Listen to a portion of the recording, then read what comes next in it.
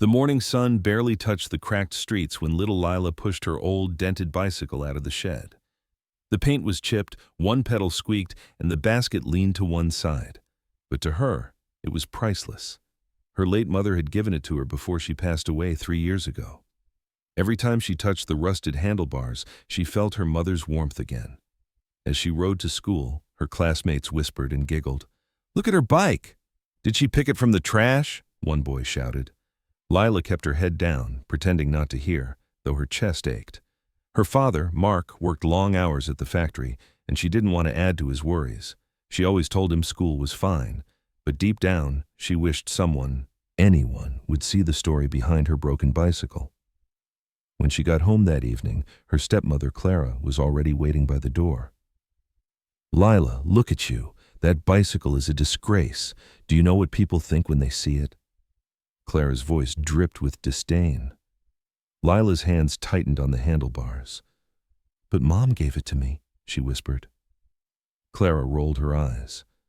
"Your real mother is gone. You'll do as I say." That night, as rain tapped softly on the roof, Lila sat on the floor of the shed, wiping mud off the metal frame. The chain slipped again, cutting her finger, but she didn't cry. She whispered to the night, "Mom, I'll take care of it. I promise." Suddenly, she heard Clara's sharp voice from the kitchen. "Tomorrow, you're not riding that trash to school. I'll show you how embarrassing you really look." Lila froze, her heart racing. She didn't understand what Clara meant, but the way she said it made her tremble. The next morning, Clara ordered Lila to follow her and brought her, with that battered bicycle, straight into the wealthiest part of town. The next morning, Lila woke before sunrise. She hoped Clara had forgotten what she said, but her stepmother was already waiting, dressed in a fancy red coat and sunglasses. "Get dressed, Lila," Clara ordered. "We're going out. I'll teach you something about class." Lila quietly put on her cleanest clothes, an old blue dress that was a size too small. Her father had already left for work, leaving only a note. "Be good today, sweetheart." She wished he knew what really happened when he wasn't home. Outside, Clara's daughter Sophie was already posing next to her brand-new white bicycle. Its paint sparkled in the morning sun, a ribbon tied perfectly to the handle. "Try not to make us look bad," Sophie sneered. Clara smirked. "Don't worry, dear. People like her never shine too bright." They started walking, Clara dragging Lila and her old bicycle toward the rich side of town. The streets changed. Dust turned to marble tiles, and every store window gleamed with gold and glass. Lila held her bike tightly, afraid someone might stop her for bringing something so ugly into such a perfect place. "Look around," Clara said proudly, lifting her chin. "This is how real people live. You should be ashamed of that rust bucket you ride." Lila bit her lip, whispering, "It's not just a bike. It's the last thing my mom gave me." Clara rolled her eyes. "Oh, please. Stop using that as an excuse. I'm tired of your pathetic stories." Sophie laughed out loud, echoing her mother's cruelty. Lila stayed silent. Her eyes filled with tears, but she forced a smile. Somewhere deep inside, she believed kindness would still win. But as they reached the entrance of a luxury bicycle store, Clara's tone turned colder than ever. "We're going inside," she said sharply. "And you, Lila, you'll learn what real embarrassment feels like today." The moment they entered the luxury district, Lila felt small. The sidewalks gleamed, and every passing car looked brand new. Shiny bicycles stood on display behind glass windows, each one worth more than her father's entire paycheck. Clara and Sophie walked ahead confidently, their shoes clicking against the pavement. Lila followed behind, pushing her old, rattling bicycle, the sound drawing unwanted attention. People began to stare. A group of women outside a cafe whispered and chuckled. One of them pointed at Lila's bike and said, "Who let that junk in here?" Clara noticed the glances and straightened her jacket proudly. "Ignore them," she told Sophie, loud enough for others to hear. "Not everyone is born with taste." Lila's cheeks burned. She wanted to disappear. But as she looked down at her scratched bicycle frame, she remembered her mother's voice saying, "Always ride with your heart, not your pride." She pushed forward, silently enduring the laughter that followed her. Sophie stopped in front of the grandest bike store in town, its sign glittering with gold letters. "Mom, can I get the pink one?" she asked sweetly. Clara smiled. "Of course, darling. You deserve it." Then she turned to Lila and smirked. "Maybe they have a trash bin big enough for yours." Inside, the air smelled of polish and new leather. Customers turned their heads as Clara and Sophie admired the latest models. Lila stood near the door, gripping her old bike as if letting go would erase her mother's memory. Suddenly, the store went quiet. A man in a dark suit stepped out of a sleek black car outside. His presence commanded respect. Even Clara paused. Lila glanced through the window, her eyes meeting his for a brief, strange moment. His gaze wasn't mocking, it was kind, curious, almost protective. Neither of them knew it yet, but that single glance would change both their lives forever. The man who stepped out of the car was Ethan Cole, a name everyone in town knew. He was a self-made millionaire, founder of one of the largest investment firms in the country. Reporters called him the man with a golden heart for his charity work, but few knew about the quiet sadness behind his eyes. Years ago, his younger sister Emily had died in a bicycle accident when he was still struggling to make a living. Since then, every time he saw a bike, a wave of guilt came back to haunt him. As Ethan entered the store, people rushed to greet him. The manager hurried over, bowing slightly. "Mr. Cole!" "What an honor," Ethan nodded politely, scanning the room. Then his gaze fell on Lila, the tiny girl standing alone beside her battered bicycle, her hands trembling, her eyes downcast. Something in her reminded him of Emily, the same fragile innocence, the same quiet strength trying not to break. For a moment, the noise around him faded. All he could see was the child who refused to let go of something precious, even when the world told her it had no value. Clara, noticing Ethan's attention, instantly changed her tone. She smoothed her hair, plastered on a charming smile, and called out, "Oh, Mr. Cole!" "What a coincidence. My daughter Sophie absolutely adores your company's charity work." Then she yanked Lila closer, adding through clenched teeth, "And this one, she's just tagging along." Ethan's expression softened as he looked at Lila again. "That's quite a bike you've got there," he said gently. Clara laughed, trying to sound elegant. "That? It's a piece of junk we've been meaning to throw away." Ethan didn't respond. He just looked at Lila, who stood silently, clutching her mother's old bike as if it were her heartbeat. A quiet tension filled the store. Something was about to happen that no one could stop. Clara's fake smile widened as more people in the store noticed Ethan. She loved attention, especially from the rich and powerful. "Mr. Cole," she said loudly, "you must understand, we're trying to teach Lila not to cling to worthless things. She rides that trash to school every day. It's embarrassing for our family." The store went quiet. Customers pretended to browse, but their eyes were fixed on the scene.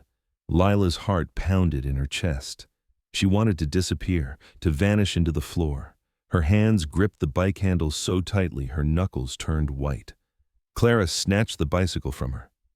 "See this?" she said, raising her voice for everyone to hear. "This is what happens when you let pity make your choices." Then, with one sharp motion, she shoved the bicycle forward. It crashed onto the marble floor, the basket bending, the wheel spinning helplessly before it stopped. A sharp metallic sound echoed through the store. Lila froze, staring at the twisted bike on the ground. Her mother's last gift lay broken. "No," she whispered, her voice shaking. "Please don't." People started murmuring. A few looked uncomfortable. One woman whispered, "That's too cruel." But Clara only smiled proudly, brushing invisible dust off her sleeve. "She needs to learn a lesson about pride and poverty," she said coldly. Lila slowly knelt down, touching the bent wheel. Tears blurred her vision. "I promised Mom I'd keep it safe," she whispered. Ethan stepped forward, his voice firm but calm. "That's enough." The tone made everyone fall silent. Clara turned, startled by the authority in his words. "Excuse me?" Ethan looked at her, his eyes sharp. "You've taught enough lessons for today. Maybe now it's time for you to learn one yourself." The air shifted, heavy with tension. because no one expected the next words that would leave his mouth. The store stood frozen. Ethan's voice had cut through the room like thunder. Clara blinked rapidly, trying to regain her composure. "Excuse me, Mr. Cole," she said, forcing a polite laugh. "I think you're misunderstanding. I was just trying to discipline my stepdaughter." Ethan stepped closer, his gaze never leaving Lila. "Discipline?" he repeated softly. "By humiliating her in public?" His voice wasn't loud, but the calm authority behind it made everyone fall silent. Clara tried to laugh again. "Oh, come on, it's just an old bike." "It's worthless." Ethan crouched down and lifted the broken bicycle gently. "Worthless?" He ran his hand over the dented metal, then looked at Lila. "Tell me, sweetheart, where did you get this?" Lila's voice trembled. "It was my mom's." Before she passed away, Ethan's expression softened. He could see her hands shaking, her eyes full of grief and pride all at once. "Then it's not worthless," he said quietly. "It's love. It's memory. It's everything that still connects her to the person she lost." A hush fell over the room. Even the customers who had been judging Lila now looked away, ashamed. Clara's face turned red. "That's ridiculous. You're taking the side of a child who doesn't even understand how the world works." Ethan stood up, holding the bicycle steady. "Sometimes it's the adults who forget how the world should work," he replied coldly. "Kindness and respect cost nothing. Yet some people can't afford even that." Clara clenched her fists, her smile vanishing. She could feel the eyes of everyone in the store on her. Ethan turned to his assistant.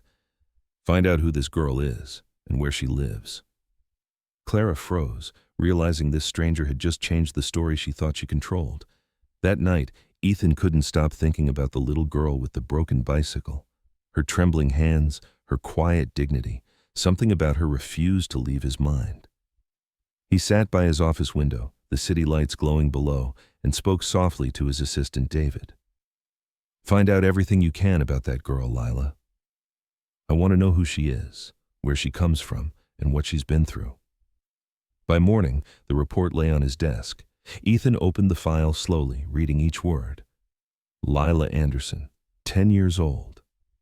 Mother, Sarah Anderson, deceased 3 years ago due to a factory accident. Employer at the time, Cole Industries. Ethan's heart stopped. His company. His responsibility. He leaned back in his chair, memories flooding in. He remembered Sarah, one of his earliest employees, hard-working and kind. She had written to the company once, asking for safer conditions in the assembly area. Her letter had been buried under paperwork he never saw, and now her daughter was suffering because of it. Ethan rubbed his forehead, guilt tightening in his chest. "I should have known. I should have done something," he whispered. David spoke softly. "Sir, should we reach out publicly?" Ethan shook his head. "No, not yet. If they find out who I am, they might refuse help out of pride or fear. I want to make sure they're safe first." He looked at the photo of Lila that David had printed, a small girl holding her bicycle with a shy, proud smile. She reminded him of his sister Emily again, the one he couldn't save. Ethan set the photo down and said, "Arrange a visit." Quietly. "I want to meet her father." He didn't know it yet, but the truth he was about to uncover would haunt and heal him in ways he never imagined. The following afternoon, Ethan arrived quietly at the small neighborhood where Lila lived. The narrow streets were cracked, lined with tired houses that seemed to sag under years of struggle. He parked his car a block away so as not to draw attention. Carrying only a folder, he walked to a modest home with peeling blue paint and a broken fence. Mark Anderson opened the door, his face weary but polite. He didn't recognize Ethan immediately. "Can I help you, sir?" he asked, wiping his hands on an old towel. Ethan smiled gently. "I'm here to talk about your daughter, Lila. May I come in?" Inside, the house was small but clean. A framed photo of Sarah, Lila's mother, sat on a dusty shelf. Ethan's chest tightened as he saw the woman whose death his company had once failed to prevent. Mark offered him coffee, though the man's hands shook slightly. "I'm sorry if she caused trouble," Mark said quickly. Lila's a good girl, just she misses her mom. That bike is the only thing she has left of her. Ethan looked around the room. No luxury, no comfort, just quiet resilience. She didn't cause trouble, he said softly. She reminded people what love really looks like. Mark sighed deeply. Her stepmother doesn't see it that way. Clara thinks that bike makes us look poor. She doesn't understand that it's more than metal and wheels. His voice cracked. I want to protect Lila, but sometimes I feel powerless. Ethan placed a reassuring hand on his shoulder. You're not powerless. You've given her something stronger than money, a father who still cares. Mark looked up, his eyes misty. Why are you helping us, Mr. Cole? Ethan hesitated, his voice low. Because years ago, I failed someone just like her. And I don't intend to fail again. Outside, Lila's laughter echoed faintly, unaware that her life was about to change forever. The next morning, sunlight poured through the cracks of Lila's small bedroom window. She stretched, still tired from the night before. When she stepped outside, something stopped her cold. Her bicycle, once bent and broken, stood perfectly fixed in the yard. The frame gleamed softly, the wheels spun smoothly, and even the little bell had been polished to shine. A small white envelope hung from the handlebar. Lila's hands trembled as she opened it. Inside was a single handwritten note. Don't ever be ashamed of what makes you different. It's what makes you strong. The signature was missing, only an elegant initial, E. Lila covered her mouth, her eyes filling with tears. Someone had cared. Someone had seen her pain. She ran her fingers over the smooth metal, whispering, Thank you, whoever you are. When Mark came home and saw the repaired bike, he was speechless. How? Who did this? Lila just smiled, clutching the note to her chest. Maybe it was Mom, she said softly. But the warm moment didn't last long. Clara soon returned from town and noticed the bicycle immediately. What is this? She demanded. Who fixed it? Lila stepped back. I don't know. It was just here this morning. Clara's face hardened. Liar. Someone's trying to make me look bad. She grabbed the handlebars and yanked the bike toward the gate. You think you can defy me now? You think strangers will save you? Please don't, Lila cried, running after her. It's all I have. But Clara was already dragging the bicycle into the street. With one furious shove, she threw it onto the pavement. The crash echoed through the neighborhood. The front wheel bent again, and the bell let out one last soft chime before going silent. Lila dropped to her knees in the dirt, tears falling, unaware that someone was watching from the shadows nearby. Rain began to fall that evening, soft at first, then heavier, until thunder rolled through the sky. Lila sat by the window, staring into the darkness where her broken bicycle lay. Clara's harsh words still echoed in her head. She waited for her father to return, but the hours dragged on. Finally, she couldn't bear it anymore. Pulling on her thin jacket, she slipped out the door into the storm. The rain was cold and sharp, soaking her within minutes. Her shoes squished against the muddy ground as she ran toward the street where the bike had fallen. Lightning flashed, revealing the twisted metal lying near the curb. Lila dropped to her knees, brushing dirt and rain from the frame. I promised I'd protect you, she whispered through trembling lips. A car slowed nearby. A tall figure stepped out, holding an umbrella. You'll catch your death out here, a familiar voice said gently. Lila looked up. It was Ethan Cole. His suit was drenched, but he didn't seem to care. He knelt beside her, covering her with the umbrella. It's just a bike, he said softly. But it means something to you, doesn't it? Lila nodded, tears mixing with rain. It's the last thing my mom touched. I can't lose it again. Ethan's eyes softened. Then don't let anyone take it from you. If it matters to you, it matters. She stared at him, confused but comforted by his calm strength. For the first time, she didn't feel invisible. As they stood in the downpour, Clara's voice cut through the rain from the porch. Lila! What are you doing? And who on earth are you? Ethan turned slowly, his face illuminated by the lightning. Clara froze, realizing the man holding the umbrella over Lila was none other than the millionaire she had humiliated herself to impress. For a long second, Clara just stood there, stunned by the sight before her. Her red lipstick smeared as rain slid down her face, but she quickly forced a bright, fake smile. "Mr. Cole," she gasped, clutching her pearls. "Oh my goodness, what an honor! I didn't know you were in the neighborhood." Ethan said nothing at first. He simply closed the umbrella, allowing the rain to hit his shoulders. "I was passing by," he said calmly. "Your stepdaughter seemed in need of kindness."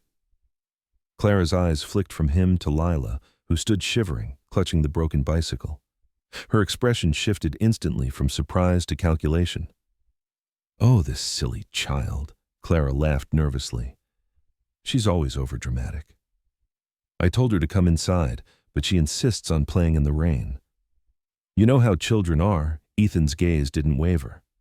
"Children are what adults make them," he said quietly. Clara's laugh faltered, her eyes darting nervously. "Why don't you come inside?" she said quickly.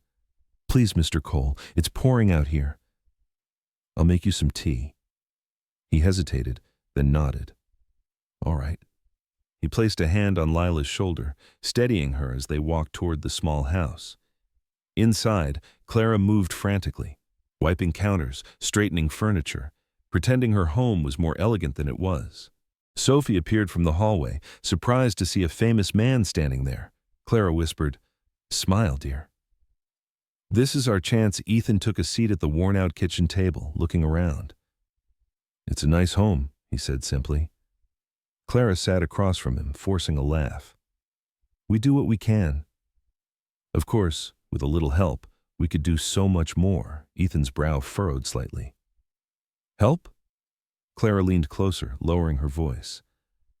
"I've always admired your generosity, Mr. Cole. Perhaps we could collaborate sometime?" Lila watched from the doorway, realizing her stepmother's greed was starting to show, and Ethan was beginning to see it too. Clara fluttered around the kitchen like a nervous bird, trying to act like the perfect hostess. She laid out the chipped dishes, lit an old candle, and called it atmosphere. Lila stood quietly in the corner, still damp from the rain, her bicycle leaning broken by the door. Sophie giggled, pretending to be sweet. "Mom says we never get guests this important," she chirped. Ethan gave a polite smile but said nothing. He could sense the performance unfolding before him, the polished tone, the exaggerated laugh, the constant glances at him like he was a prize to win. Mark finally arrived home, exhausted from another long shift. He froze when he saw Ethan sitting at his table. "Mr. Cole?" he stammered. I didn't expect—" Ethan rose and shook his hand warmly. "Good evening, Mr. Anderson. I was just admiring your daughter's courage." Clara cut in, waving a dismissive hand. "Oh, don't exaggerate. She's dramatic, that's all. Always making a scene." She laughed, her voice high and fake. "You know how children crave attention." Ethan's eyes darkened. "No," he said evenly. "What children crave is kindness." The room went still. Clara blinked, her smile stiffening. "Well, perhaps kindness doesn't teach discipline," she snapped, pouring wine into her glass. Ethan studied her for a long moment. "Sometimes," he said quietly, "discipline is just cruelty with better manners." Mark's head lifted at the words. He looked at Clara, his voice trembling but steady. "He's right. You've gone too far." Clara slammed the wine glass onto the table, spilling red liquid across the cloth. "I've done everything for this family," she shouted. Lila flinched. Ethan stood, his tone sharp but calm. "Then perhaps it's time to stop pretending." The air thickened with silence. Moments before Clara's mask would finally begin to crack. The shattered sound of the wine glass echoed through the kitchen. Clara stood frozen for a moment, then her expression twisted with fury. "You all think I'm the villain here?" she hissed. "I've cooked, cleaned, and lived in this miserable house for years. And what do I get? A husband who can't afford a decent life and a brat who clings to junk." Mark rose slowly, anger and shame fighting inside him. "Clara, that's enough," he said quietly. "You don't get to talk about my daughter like that." Clara laughed bitterly. "Your daughter? You mean that little charity case who makes us look like beggars?" She grabbed her purse from the chair. I should have left months ago. Maybe then I'd have found someone who appreciates me. Ethan stayed silent, his expression unreadable. But when Clara turned to leave, he spoke softly. You might want to hear something before you go. He nodded toward his assistant David, who stepped forward and placed a phone on the table.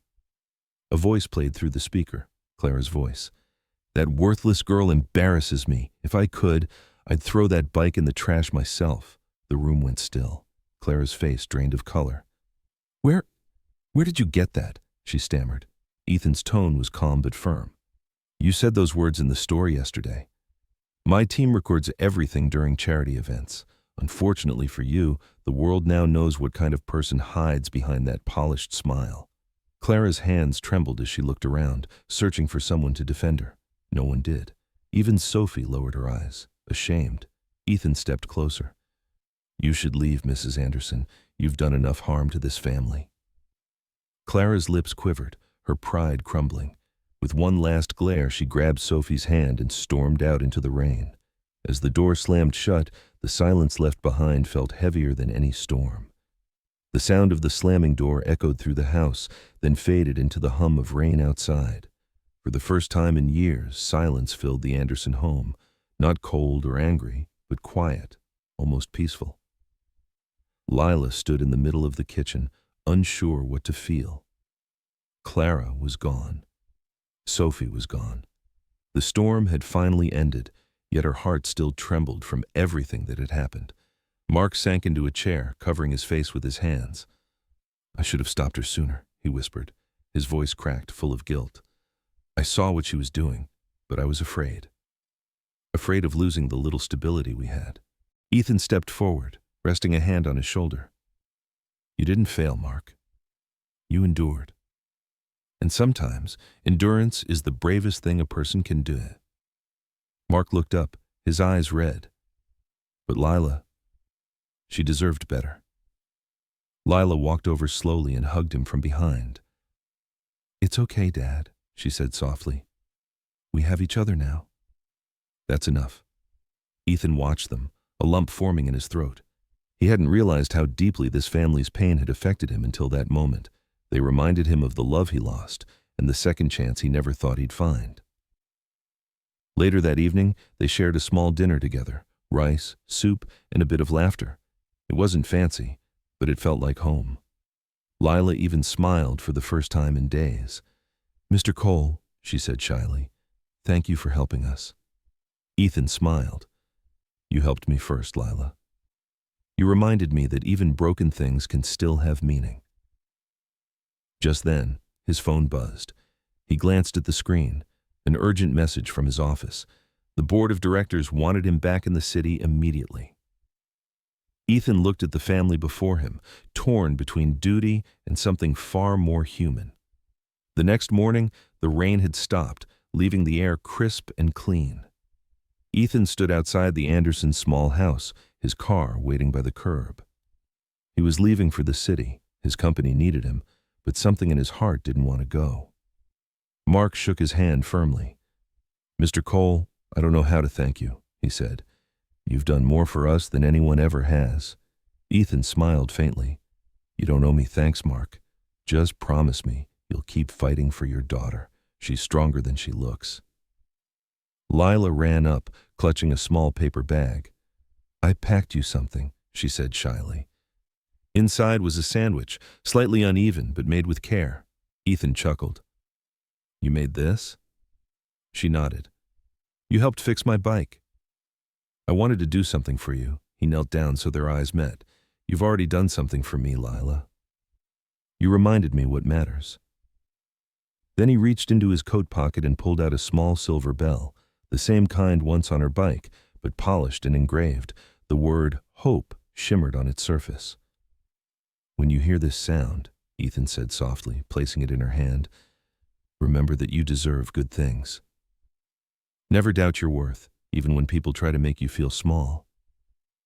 Lila's eyes filled with tears. Will I see you again? She asked. Ethan hesitated, his throat tightening. I hope so, he whispered. But even if I'm not there, this bell will remind you that someone believes in you. She hugged him tightly, her small arms around his neck.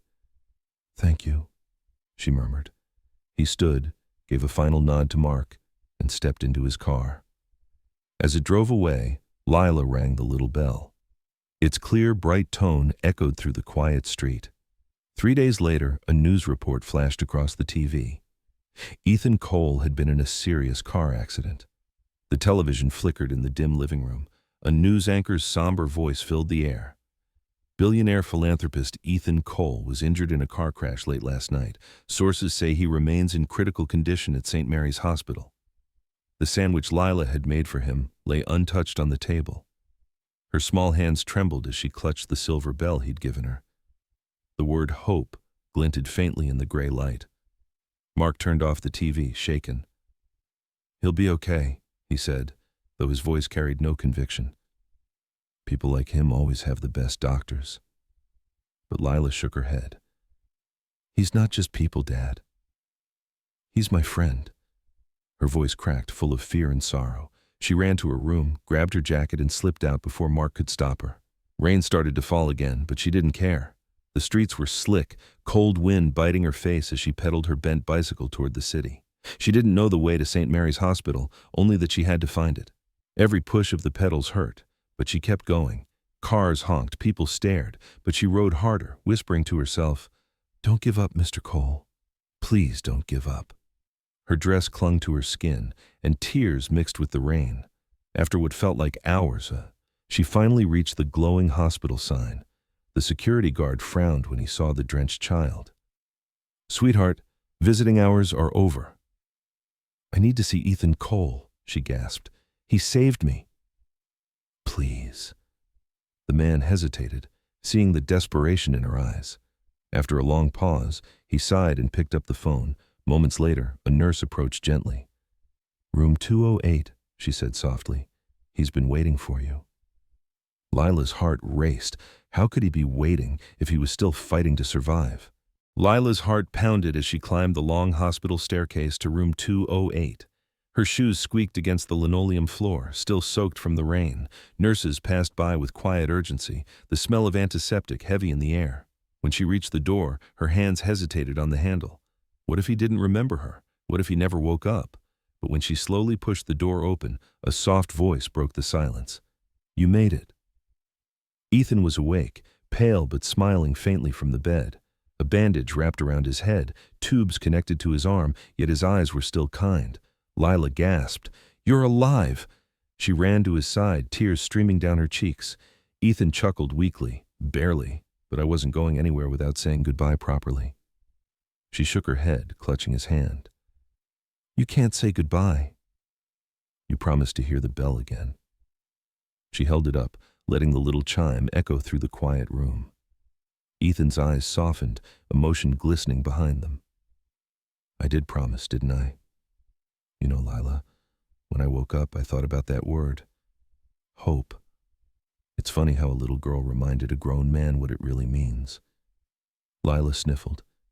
"You saved me." "I just wanted to save you back." He smiled, squeezing her small hand. "You already did. You reminded me that what I do actually matters." A nurse peeked in, whispering, "Mr. Cole, you should rest." Ethan nodded, then looked at Lila one last time. "Tomorrow there's a charity gala. I'd like you and your dad to come. No excuses." Her eyes widened. "Us? At a gala?" "Of course," he said softly. "Every story deserves its second chapter." Lila smiled through tears, unaware that tomorrow's event would change everything, for her, for Ethan, and for everyone watching. A month later, the city glowed with evening lights as limousines pulled up to the grand ballroom of the Starlight Hotel. It was the night of the annual Cole Foundation Charity Gala, an event covered by every major news outlet. Inside, chandeliers sparkled, violins played, and elegant guests filled the hall in shimmering gowns and tailored suits. At the entrance, a small figure stepped hesitantly from a taxi. Lila. Her father held her hand, looking awkward in his borrowed suit. Lila wore a simple white dress Ethan's assistant had sent her, and in her hand she carried the silver bell engraved with hope. When they entered, the room seemed to pause. The millionaire, Ethan Cole, stood at the center stage, alive, healed, and radiant. The crowd broke into applause as he greeted them with his warm, calm smile. "Thank you for being here tonight," he began. "But this year, our story isn't about me. It's about a little girl who reminded us that kindness doesn't need wealth, it only needs heart." The crowd murmured curiously as a spotlight turned toward Lila. She froze, eyes wide. Ethan extended his hand. "Come on, Lila," he said softly. "Let's show them what courage looks like." With trembling steps, she joined him on stage. The audience fell silent as Ethan continued. "When I first met this girl, she was being mocked for owning a broken bicycle. But what others saw as trash was actually a symbol of love, a memory from her late mother. That old bike changed how I see the world." The hall filled with emotion. People wiped their eyes, moved by the story. Then Ethan turned to Lila and smiled. "And tonight, we give her a new one." Behind them, a curtain lifted, revealing a beautiful bicycle, gleaming under soft light, designed to look exactly like her old one. But just as applause erupted, a familiar voice from the back of the hall called out, "Wait!" The room fell silent again as the familiar voice echoed through the grand hall. Heads turned. Standing near the back, trembling under the bright lights, was Clara. Her makeup was smeared, her clothes simple, nothing like the polished woman everyone once saw. Sophie stood beside her, clutching her mother's hand. For a moment, nobody spoke. Ethan's expression stayed calm, though his eyes were watchful. Lila froze, her heart pounding. Clara took a shaky breath, then stepped forward, her heels clicking unevenly against the marble floor. I didn't come here to cause trouble," she said, her voice breaking. "I just needed to say something." Mark instinctively moved closer to Lila, but Ethan raised a hand gently, signaling peace. "Go ahead," he said quietly. Clara swallowed hard, tears glimmering in her eyes. "I was cruel. I let my own bitterness turn me into someone I don't even recognize. I hurt that little girl. And for what? Pride? Envy?" Her voice cracked. "You were right, Mr. Cole. Kindness costs nothing, and yet I couldn't afford it." Whispers rippled through the audience. Lila stared at her stepmother, unsure whether to feel anger or pity. Clara turned toward her. "Lila," she said softly, "I don't expect you to forgive me. But I needed to tell you that I'm sorry, for the bike, for the words, for everything. You didn't deserve any of it." Tears welled in Lila's eyes. She took a step forward, then another. The crowd held its breath. Finally, she threw her small arms around Clara's waist. "I forgive you," she whispered. "Mom always said holding anger only makes the heart heavy." Clara sobbed, hugging her tightly. The audience rose to their feet, applause echoing through the hall. Ethan smiled, emotion shining in his eyes. But deep down, everyone sensed this story still had one last chapter to close, the one that would define them all. The applause faded into a quiet hum of emotion as Clara and Lila stood together, still holding each other. The weight of years of pain and misunderstanding seemed to dissolve in that single embrace. Ethan stepped forward, his voice steady but filled with warmth. "Forgiveness," he said, "isn't weakness. It's the start of something new." "Tonight, we don't just celebrate charity. We celebrate second chances," the crowd responded with another wave of applause. Mark reached for Clara's hand, his eyes tired but kind. "Let's start over," he said softly. Clara nodded, tears streaming down her face. Even Sophie, who had once mocked Lila, smiled through her tears and whispered, "I'm sorry too." Lila hugged her, no hesitation, no resentment. The room glowed with quiet peace. After the gala, Ethan invited them to join his foundation's project, building bicycles for underprivileged children. Months passed, and under his mentorship, Lila discovered a love for design. She spent her afternoons sketching new models, determined to create bikes for kids who needed hope the way she once did. Years later, she stood in a bright studio, older now, confident and smiling. On her desk sat a single object, the silver bell engraved with hope. She gave it a gentle ring, and the soft chime filled the air, carrying memories of rain, pain, kindness, and rebirth. Outside the window, children laughed as they rode the bicycles she designed, bikes built not from wealth, but from resilience and love. Mark and Clara sat together watching proudly, while Sophie helped the younger kids learn to ride. Ethan, his hair now streaked with gray, stood at the edge of the park, smiling quietly. Lila looked toward him and waved. He nodded back, his eyes saying everything words couldn't. As the sun dipped below the horizon, the sound of hundreds of little bells echoed through the park, a chorus of hope reborn. And for the first time in her life, Lila knew. Her mother's love had never left. It had simply changed form and kept ringing. So that's how the story ends, my wonderful friends. You're still here, aren't you? If you've stayed with me until now, it means something in this story touched your heart in its own quiet way. Maybe it reminded you of someone you've lost, or maybe it whispered that kindness still exists, even when the world feels cruel. Lila's story teaches us that love doesn't fade, it transforms. The Stoic philosopher Marcus Aurelius once said, "What stands in the way becomes the way." Every pain, every loss, every broken bicycle in life can lead us to something greater, if we keep our hearts open. Forgiveness doesn't erase the past, but it frees us from carrying its weight. So tonight, take a breath. Think about the people who once hurt you and ask yourself, can this moment be your second chance too? Because sometimes, healing begins the moment we choose compassion over anger. If this story moved you even a little, don't forget to like, share, and subscribe. Not just for us, but for every story that still believes in kindness, hope, and the power of a small act of love. You never know whose heart it might heal next.